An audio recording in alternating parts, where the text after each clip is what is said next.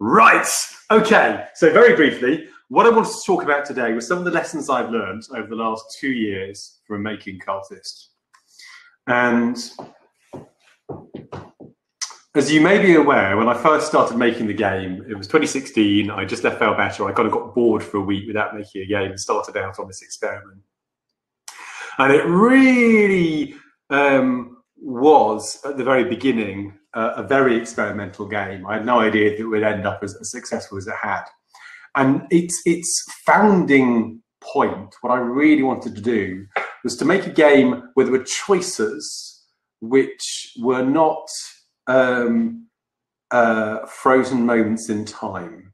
I've talked about loose and tight choices, and I wanted to make a game where you could make a choice at any point along a continuum. If you think about a dialogue tree, you're presented with choices A, B, and C. If you think about a lot of other games, you can pick up a token, a card, or a spaceship, or a tune, and move it from here to there at any point. So I was looking to make a narrative game that was more like that.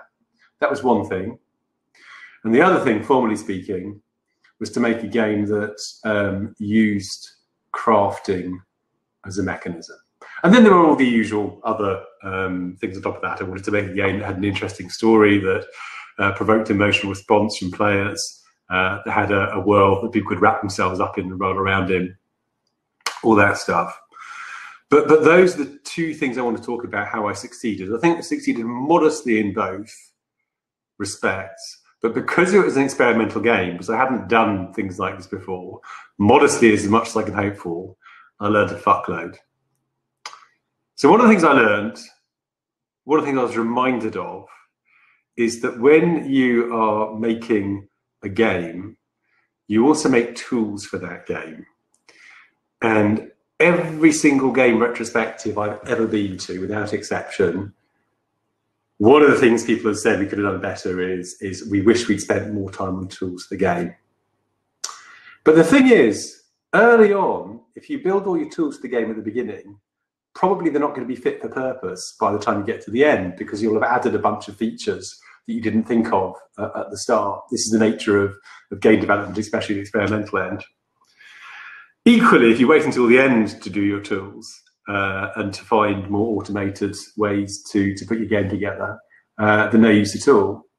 So somewhere along that line between the beginning and the end, you need to build your tools. And you'll always feel the pain of not having built the tools earlier, if they're any use at all. But you'll always feel the pain of building the tools too early if you have to change them later. So, for example, I chose JSON, JSON, for those of you who don't dig around in the files, JavaScript Object Mutation, as the format for the content which drives the game, almost at random. It's a pretty generic, pretty portable format. It's very useful, very easily human readable. But there are a bunch of other formats there are like that. And the main reason I picked it is because I built the original prototype in JavaScript on the web, and JSON was the sort of natural way to encode data there. So a very, very accidental decision made very early on then became important to the project.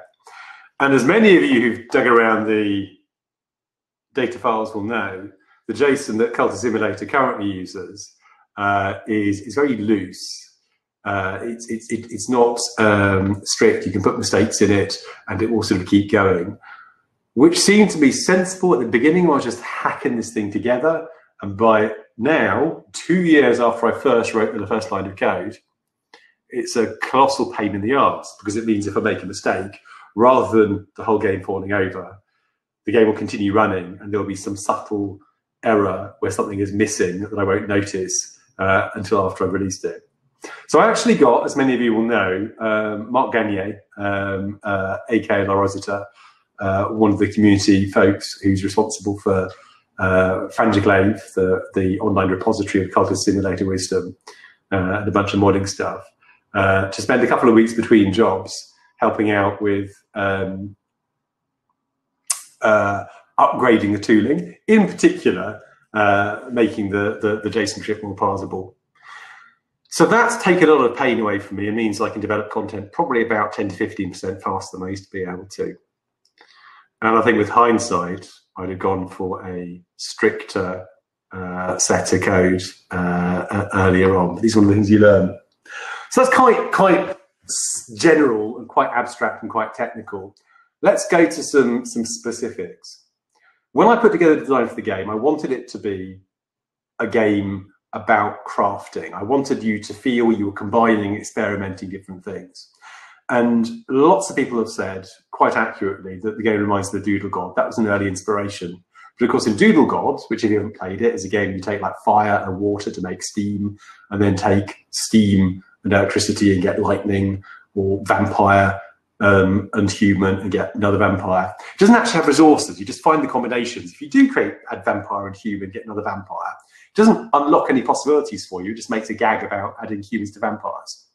So I wanted resources to be part of the game from the start. I wanted this to limit your experiments. And one of the things that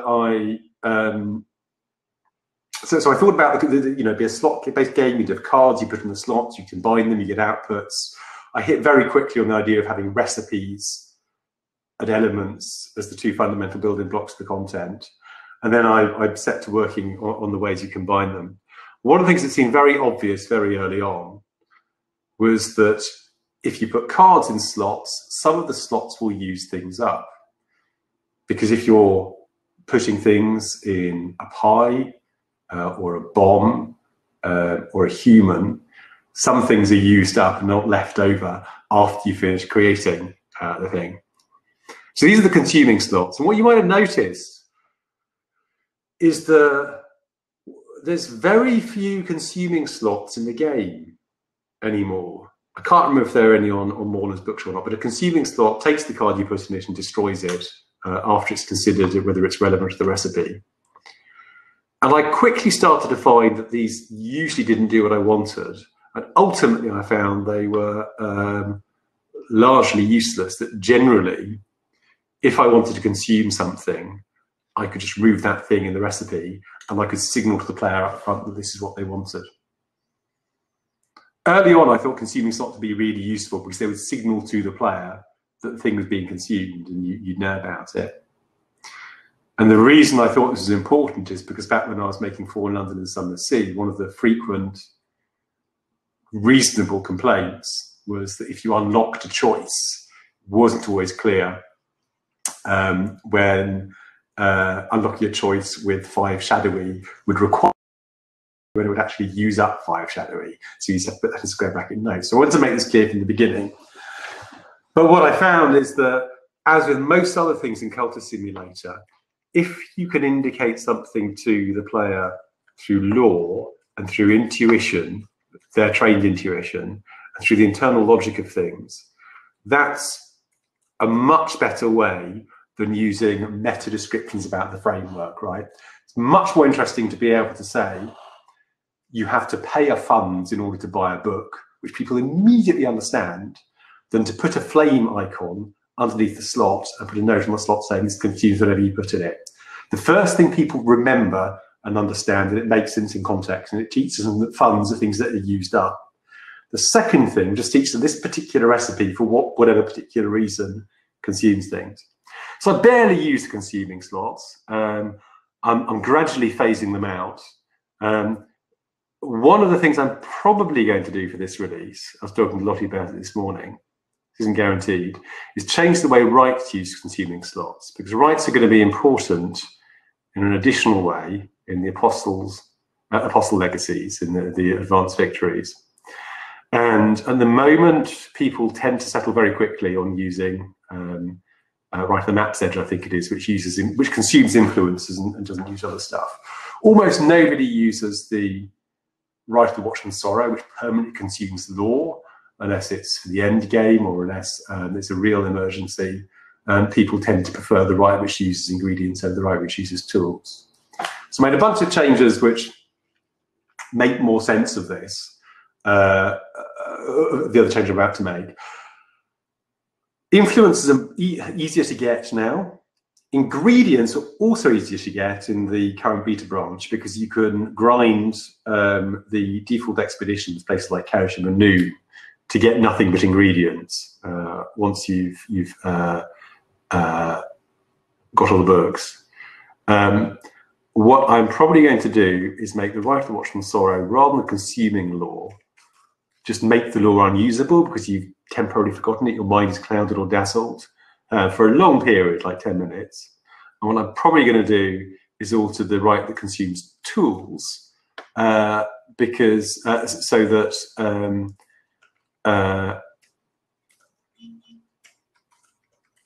it will render the tool inoperative, it will need fixing, and there's a chance it will consume it altogether. So you've got a range of more or less usable things. The Rite that consumes a follower will still consume a follower because human sacrifice is what it is, and it's thematically too important. I'd like to be able to find a way to add extra relevance to that, but we'll see whether I do or not. But the main thing here again is, this is the other reason the consuming slot is such a relatively useless fucking format, because what I've just described are 4 ways of changing state on a card, none of which actually destroy the card, except for influence.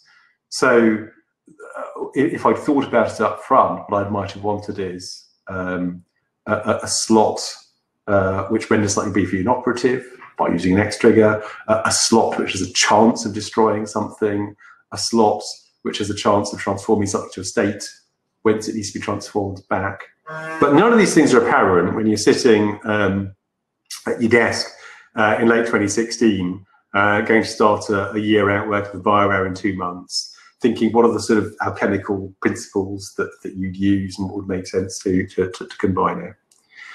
But the big lesson for me is there are more states for a game resource than present and not present.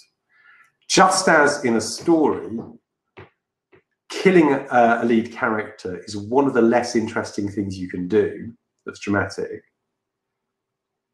Destroying a resource is one of the less interesting things you can do that's dramatic. It's not uninteresting. Killing a character can be very potent, obviously. Destroying a resource, if you care about the resource, throwing the ring into Mount Doom, the resource is destroyed and we really care about that. But there are lots and lots of in-between states. Things can be lost, they can be damaged, they can be enhanced. And this is one of the other things that became more apparent to me when I started thinking about resources as cards on a board rather than as they'd always been in Fallen London and Sunless Sea, numbers that went up. So Fallen London and Sunless Sea, you've got 10 bottles of Broken Giant in your cellar. All those bottles are identical, right? They're just incremented.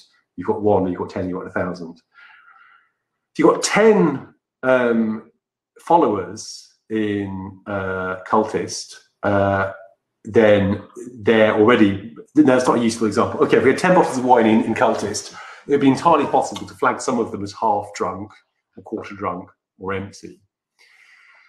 At least it is now, because very late in the development process, after the launch of Cultist, in fact, I added mutations. Those of you who've dived into the data will know what this means. Those of you who just play the game won't have come across the term because it's not surfaced. It is possible now for a follower to be wounded or for a wine bottle to be half empty. We can add an aspect to the card in play. It's as well as having the follower aspect and the forge aspect, it's now got the wounded aspect. It wasn't possible to do that in original flavor Cultist Simulator. All the cards were always the same. And I started feeling around about February, March, that it would be useful to add the ability to change cards on the fly, but it meant a sufficiently big change to the framework. I was reluctant to mess with it. I ended up doing a lot of things the long way around and not being able to use some of the functionality that I now can. In fact, when I went back to add mutations, it was way easier than I expected. It worked quite well with the framework and required a lot of upfront work.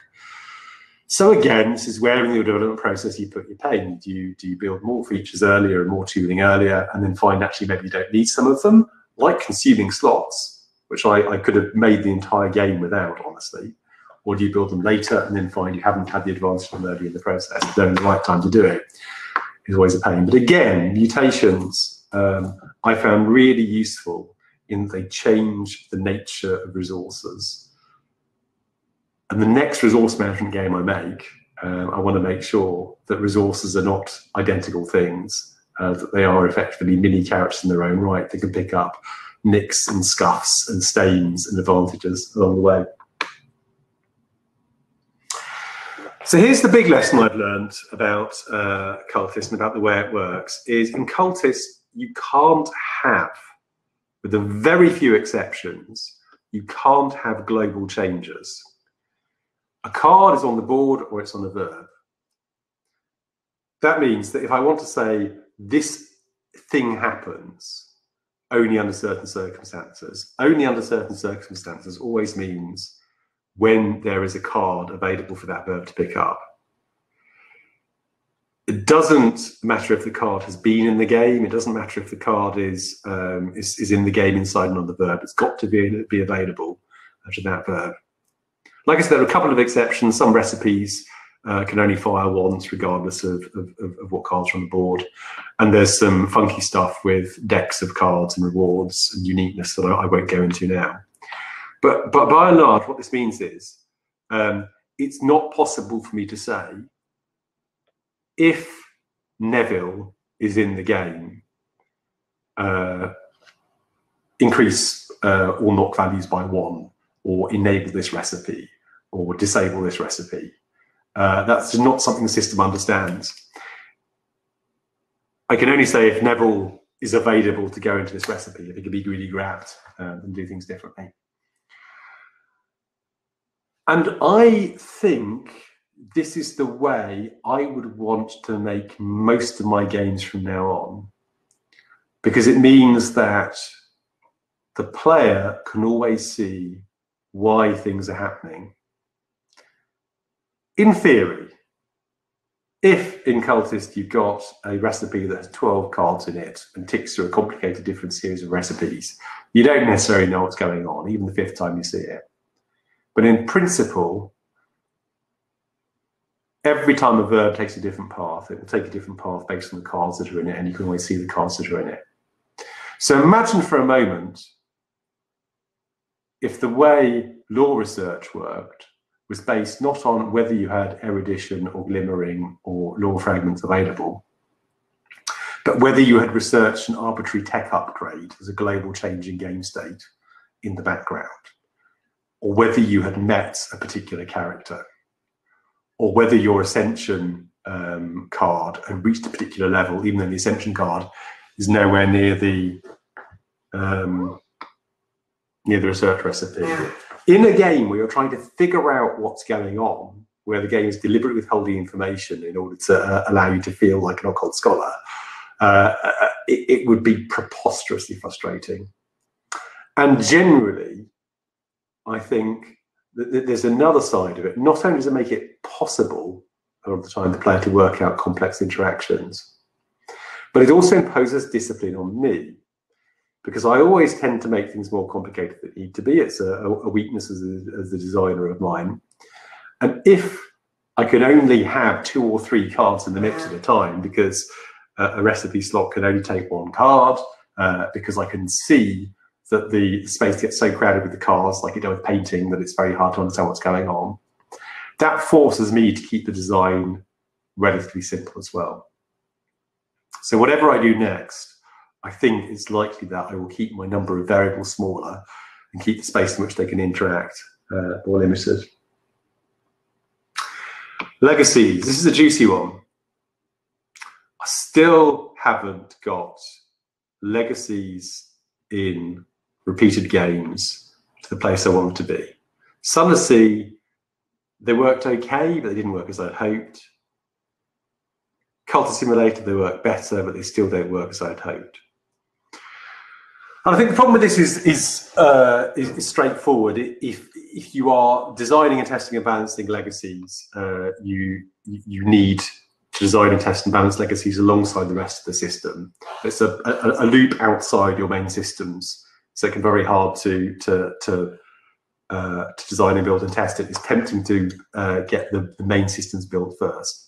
And I started working on legacies earlier in Cultist. We had some of them from quite early on, but there weren't many complex interactions between them until quite late. And even now, it's still quite simple.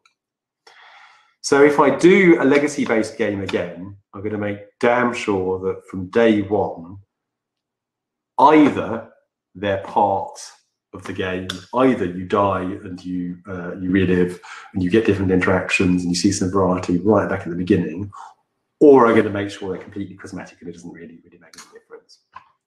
There's a particular problem with Cultist as well, with legacies, that I've spoken about in the Discord a couple of times, and that's this. I built the basic aspirant legacy, and it's a tutorial. It's the closest thing anyway that Cultist has to a tutorial. It walks you through stuff that's happening. It's got a little bit of plot. That was took me a while, but it's pretty straightforward. I put the Doctor in, and the Doctor's got a little bit of story, but its mechanics are really simple. Put the Bright Young thing in, it starts getting a bit more complicated. The mechanics are fairly simple. Playing a Bright Young thing is very similar later in the game to how it is at the beginning, but you've got quite a lot more story and quite a lot more back and forth. I put the detective in, and people went nuts because the detective works completely differently. People were really excited. They said, suddenly I can see how the mechanics can really operate differently and please more legacies like this. And that, in a nutshell, is why we still don't have a lot of the legacies I'd expected to push in the game by this point. Because the time I originally budgeted for legacies to go in the game was a day of my development time. That was a bit optimistic, actually, for Doctor and Bright Young thing, but it was, broadly speaking, a day and then change while I caught up because my tooling was rudimentary. I could easily knock out a Doctor-sized legacy in a day now, not counting art time. But people aren't very interested in that. People want more things like detective and dancer, and those things take a week plus to do. And I've only got, basically, with all the interruptions of childcare and bug fixing and streaming, about 3 weeks in any given month and 36 weeks in a year. So what we're going to get is the Apostle Legacy, which is really fucking complicated, and I'm devoting the time to his work there. There's going to be some DLC legacies, which are fairly substantial. And then I'll probably fill in the edges, like grouting or mortar, with a bunch of smaller one-day, day-and-a-half legacies. But I started out with quite a woolly idea of what legacies should be. I just thought there could be different interesting actions at the beginning. I didn't have a solid idea of the scope. I didn't have a solid idea of the complexity. And it's not until quite late in the process that I put together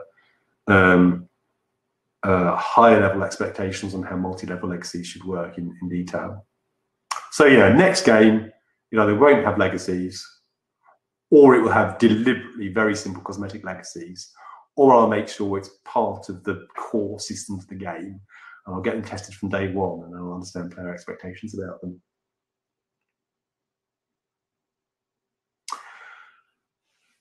Choices and stories. Yeah, I think can I go squeeze in two? Not without questions. Oh yes. Okay, so I'm going to skip choices and stories. I'm going to talk about play and replay because that's very relevant to a bunch of conversations on the Discord and to the Apostle Legacy in particular. One of the problems with Cultist is similar to one of the problems with C, and that is it is trying to be two different games. No, it's not. It's drawing elements from two different genres at the same time. Sunless Sea drew elements from CRPGs and elements from roguelikes. In some ways, that was very successful. It gave you a real sense of peril. In some ways, that was a fuck up because it meant you had to repeat the same content several times. It's hard to do a story-based roguelike. I didn't realize quite how hard it was going to be. Cultist is a game about exploration, and it's also a game about resource management and risk. So again, it worked pretty well. People like it, but there was this fundamental problem. I wanted to make it replayable, and the exploration isn't really replayable. Yes, you can forget stuff and revisit it and be reminded of it, but you start to be able to see the rules under the story. A lot of veteran players listening to me now will know very optimal ways to get through the game. And if you put too much randomness in, it makes the exploration side less interesting, especially in the first run. If you put too little randomness in, it makes replayability plummet because people know exactly how it's going to work. So this is why I made the expeditions less random. The current state of the game on the main branch is that you often have to go and do every expedition and then do the default expeditions, Noon, Kerisham, Mia, a bunch of times in order finally to get the actual book that you want, which is the sort of number 2 complaint about the game, I think, after I don't understand this game, is that the mid-game's too grindy. So all the normal expeditions are now completely deterministic. You always get the same books and rewards out of them, which also means they can be themed a bit better, because there were always oddities of 18th century books turning up in 15th century contexts. But it does mean the game's less replayable because you know what you're going to get. There is still randomness in it, because you don't know which expedition you're going to draw first, but you do know what you're going to get for an expedition. So we've decreased the replayability of the game, but we've increased, I hope, the playability of the game. People who are coming to it for the first time will now, they'll fail 2 runs, and then their 3rd run, they'll know where the books are they need to go to, and they won't spend too much time grinding expeditions. This will need tuning, but that's the idea. But I don't want to make the game less replayable. In fact, I want to make the game more replayable. So the idea of the Apostle Legacy is that it is now the home for a bunch of the replayability that has gone from the original game. If I can get it right, I will see about that. So the Apostle Legacy has more randomness. It is more challenge. A lot of the issues that are designed in the early game are about degenerate strategies that allow you to play fairly safely. So you build up 80 funds before you start any expeditions, and then you never have to worry about money, really. Every so often, I would say, I need to put in like a timer mechanic, like Hunger in a Roguelike, to prevent this being a problem. And Lottie would say to me, quite correctly, don't do that. Lots of people will hate it. A minority of people will love it. And she was right, so I didn't. It was one of the things I had slated for Franklin's build, and that's been toned down now, and some of that will go into Apostle, I think. But I've drawn the distinction before on these streams between Heart and Winter players. Heart players hate the idea of timers or permanent stat loss and cursors. Winter players are like, bring it. So I want to provide a more wintry environment for people who have completed the game at least once and are looking for something a bit more challenge, a bit more randomness, and a reason to roll around with the game for another few hours. And I want to keep the original Cultist experience, the relatively chill experience it is, because it's not really a straightforward game until you've learned how to optimize. I think not many people complain it's too easy when they first see it. So that's the idea. I think this is one of the other lessons I've learned this time round, is that replayability and playability are often at odds. Given the resources of Blizzard, this is not necessarily the case. You can make a single-player campaign that's 100 hours long, and also you can have world-class esports level multiplayer. I don't have the resources of Blizzard. Almost no devs do, except Blizzard. Most of us have to decide whether we are going to focus on single-player or multiplayer, on story, or no, fuck it, you can put story in everything. But playability versus replayability. And one of the ways to deal with this in design terms, not in resource terms, of course, is to segregate off different bits. So, a game may be better in single player or multiplayer mode, but no game really survives working as single player and multiplayer in the same context. You always have to segregate it out. Couple questions? Yeah. Okay, so I'm just going to pick a few, 3 in total, Mm-hmm. and you can repeat them. First one, most upvoted from Massiege, a Polish name. Who is your favourite Legion? The question is, who is my favourite Legion? Yeah, it was hard to say anything but Sula Chana because because I've been writing her and I really enjoyed writing her. My opinion may change after the next month or so. I will note that I do have a lot of sympathy for poor Rowena, who has got the shitty end of the history stick. And I have considerable respect for Claire de Cos. Next question. From Norman, does investment in tools have weight in deciding what you'll do next in terms of your next project? Yes. Question first. The question is, does investment in tools have weight in deciding what I'll do with the next project? It does. So there's a lot of constant back and forth between here are the projects I would like to do, and here is what the tech that I built for this game, or that we built, because I've not been the only gamer on the project, what we built for this game will enable me to do in terms of future projects. The Cultist Simulator framework, like the Story Nexus framework, but more so, is very good at enabling experimental, this bit goes in here, let's try different combinations, it can happen in any order gameplay. And it's a pain in the arse to do serial linear story. So something like Ink or Twine doesn't do purely linear, obviously does branching, but they explicitly think of themselves in terms of branching. They think of themselves in terms of one direction that you proceed down and then take different routes and double back, but you're basically going that way. Cultist doesn't really work that way. The Cultist framework doesn't really work that way.